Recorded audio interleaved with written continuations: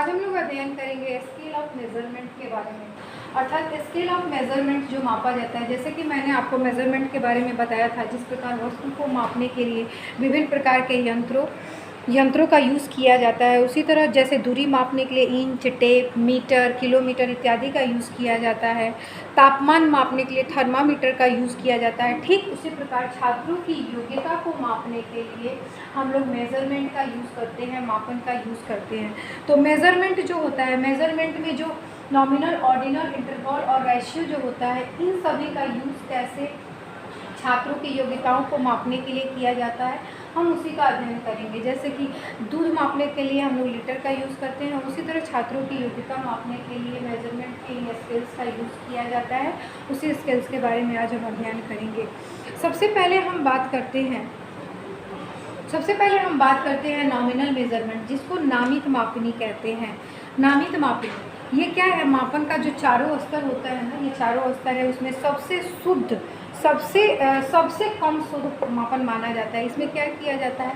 Classification किया जाता है। जो भी है पहले क्लासिफाई करते हैं, क्लासिफिकेशन आधार किया जाता है।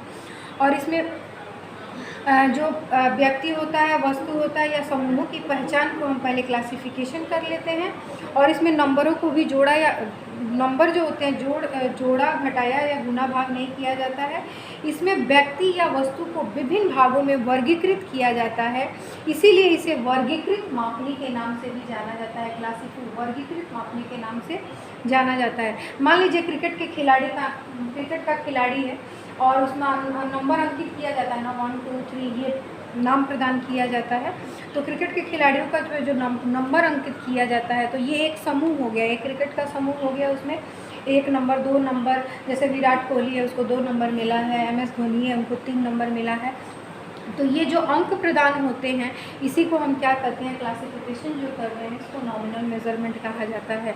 और इसी प्रकार का वितरण के लिए जैसे क्लास में बच्चों को क्या किया जाता है? क्लास में बच्चों को एक ये प्रदान किया जाता है ना, जो क्लास में बच्चों को क्या प्रदान किया जाता है? जो क्लास में रोल नंबर जो प्रोवाइड किया जाता है, वो नॉमिनल मेजरमेंट का उदाहरण है।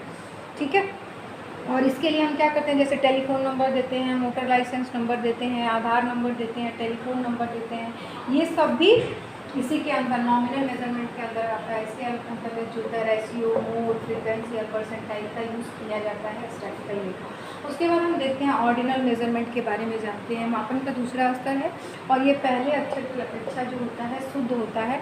इसमें एक क्रम प्रदान किया जाता है, रैंक प्रदान किया जाता है। जैसे छात्रों को मेरिट के आधार पर गणित है, फर्स्ट, सेकंड, थर्ड हम जो बच्चों का निकालते हैं ना, first rank, second rank, third rank, तो वो जो रैंक नंबर देके और रैंक हम देते हैं, वो हमारा ऑर्डिनल हो गया। तो ये नॉमिनल जो ऑर्डिनल होता है, इसमें नॉमिनल का गुण भी शामिल होता है। उसके बाद हम देखते हैं इसके लिए रैंक डिफरेंस, परसेंटाइल और मीडियन का यूज़ करते हैं। उसके बाद हम इंटरवल मेजरमेंट की बात करते हैं। इंटरवल मेजरमेंट को अंतराल मापनी भी कहा जाता है। और अंतराल मापनी में नॉमिनल मेजरमेंट और ऑर्डिनल मेजरमेंट के दोनों गुण जो होते हैं सम्मिलित होते हैं। और इस मापनी में वास्तविक शून्य बिंदु का अभाव होता है। इसमें मापन की समान व स्थिर पाई जाती है। प्रत्येक अंक की दूरी होती है। इसमें मापन की इकाई समान व स्थिर पाई जाती है।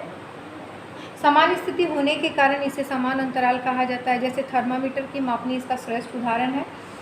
उदाहरण के लिए थर्मामीटर में ज्वर मापने के लिए यदि हम पारे पर 96 मापते हैं तो माना जाता है कि शरीर में ज्वर की मात्रा शून्य है, किंतु इसका अर्थ नहीं है कि शरीर के भीतर तापक्रम का अभाव है।